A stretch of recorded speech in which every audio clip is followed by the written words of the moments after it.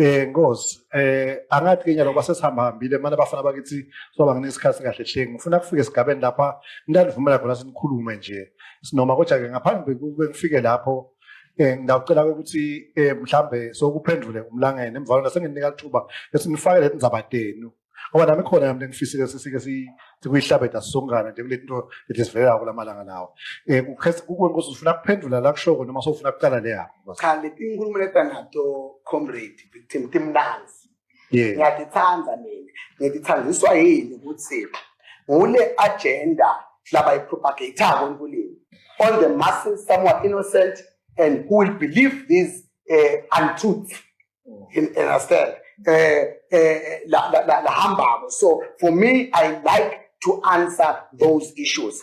Uthi 80% kwathi offside wathi ini ufuna ukuzufika endzabeni ukuthi thine mhlawumbe labantu labo abethe kahle bete livila alivakalanga lo 80%. That is what he's trying to insinuate. No, ngithi bebangeva ukukhulunywa ngani. Okay. Ngiyabonga ukuyicacisa leyo. But uyaqhubeka ngeke comrade victim. Uveta kwangazuthi letinkundla adizange dawina imandate yesizwe. Okay. Asasithi that is true. Sibe devil's advocate. That is true. What happened in 2018? In 2018, we ran the most successful election in this kingdom, where over 90% of voter-eligible people, attended. Is that not a referendum on the interest of a Maswati? Who's after?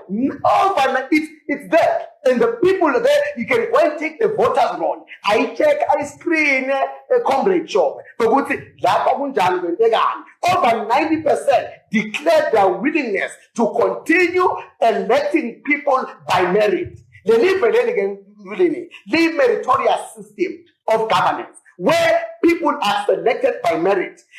In course, based on merit. Uwaje batotela ngendi lutho akumathi ungakhuluma ngathi ngani kodwa labo ababekwe siyabaguba imisebenzi yabo beyibona ngani so manje wena wendele imerit yakho ngiyiphi yami ngiyaphendula iyesikhathi sakho ngifike ngulini la even bantu babekwa based on merit yabo uyangibuza nje simerit sami ngithi his friend Zemat congratulated me recently. Abacha Taika, when I Banda said a politiki, because I know Bana, I can't get to big circumstance. We are I don't know what that is. I'm telling you, with the name.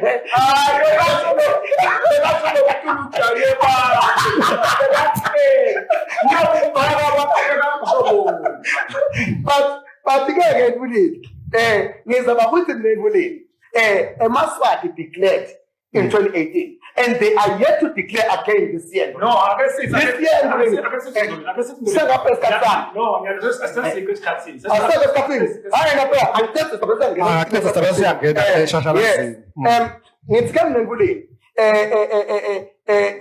uthi comrade kwendekanga 1973 ngicela kumchazela comrade ngoba angathi ukuthi mhlambe umlando akawufunzi. I'm a history teacher by the way. Oh, yes, yeah. Go on, kwendekanga. Thank you. As a history teacher, part of the reports that I will present to you tomorrow is a Hansard report. Young 1973 parliament. Because when they got ngingahlupa mina ngale live lami ngithandayo. Nga 1973 kusuka lomunye member of parliament kuthiwa nguStevens. Uyasuka Stevens umuva emotion eparliament. Uthi yena the constitution lesinikwe belungile. Ngamnika le report mina. Ngafuna mkhulumela. Okay. So I'm getting a podcast. Long second. But long move emotion.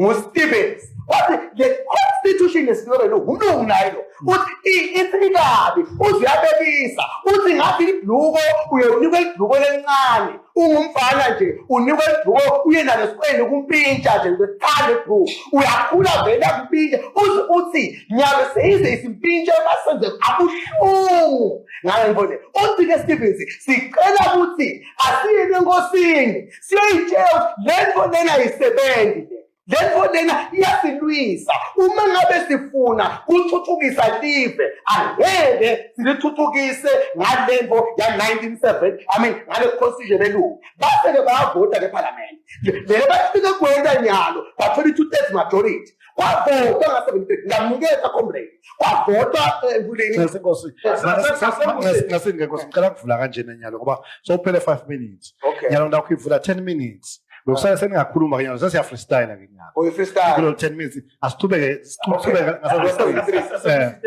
okay Sengusite kanje ke waba abantu podcast asengusite kanje ke nduleni asengusite kanje ukapha wakadlamini asengusite kanje boss yes asingayidistort in history si uyathi kule live le ngokuthi kwabhalwa incwadi yehistory lena kudemola khathi yasusu uyakwazi ungangipha angathi okay ngakunika kune copy yasuswa nje after they put the milk proscribed noma it was before waphela ngeke vele kube mange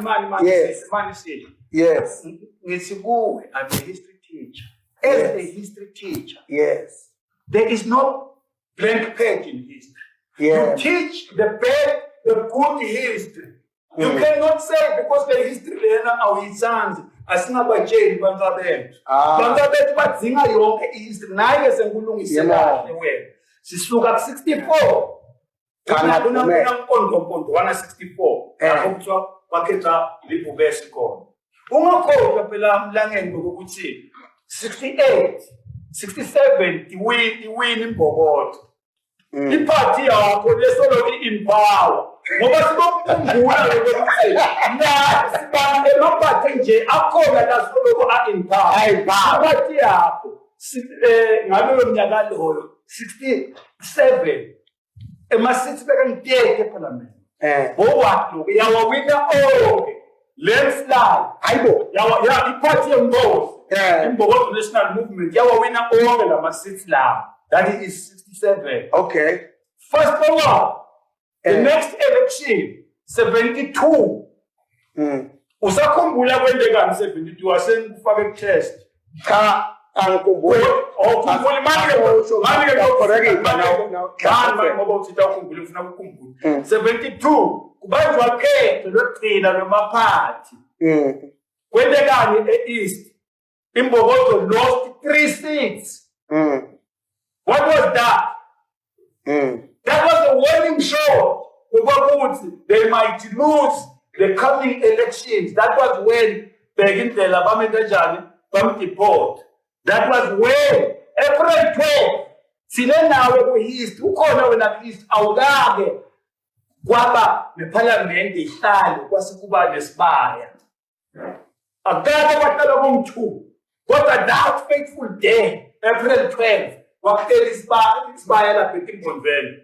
Imagine inkosi engena ngisesibayeni eyichitha umthetho sekelo ngoba beyathi ukuthi iyagama yahlala lapha esigabeni. That is where amanje awakho wena kumele nakhomba ivideo ngikhathela mina angakhuluma nawe simine lelo langa ngiyayekisi lelo langa lelo kwahlala iParliament yashaya umthetho lo lokusho wena kuthiwa iconstitution ayisebenzi kwashaywa the same day ubidlelini ubidwe sibaya akuphi ezwane the leader of the opposition aye esibayeni because isibaya sisikhulu kuneparliament kanti ngala toshaya umthetho. This is history by the way. Now fast forward yes so shayiwe na repeal i-constitution 68 by the way Attorney General John Cohen ulekelelwa mbali Mphandlana freeze ebuwa ngiyabona abantu after ilo kwanyana the same ifika le constitution lapha etimbonzeni kuthiwa ayisebenzele. What happened? It's an efficient government. Why should we try to make a smart to repeat? Man, it's the same day. Was supposed to keep us 73 like January. Because come here. It will never happen in this country. The goods ingoes ibit aspire, kube ne institution elive le bita umhlangano. That thing he has to provide proof for. It will never happen. Uma ingoes ibit aspire. Go tell me kapjani la venda. Longa bita waga umhlangano nje mphakathini ngeke bazawubita. Ngoba Steve sikuphi sesibaye level show comrade is not true. On that basis, I say that will never happen in this country. Comrade, mina. Kunenzaba beyifika ya 73. Mina ngikhulumiswa ukuthi eMaswati comrade have actually progressed. eMaswati, yabona. Post 1973, eMaswati have pronounced themselves. Ukwangikaza eMaswati have not progressed. eMaswati have digressed.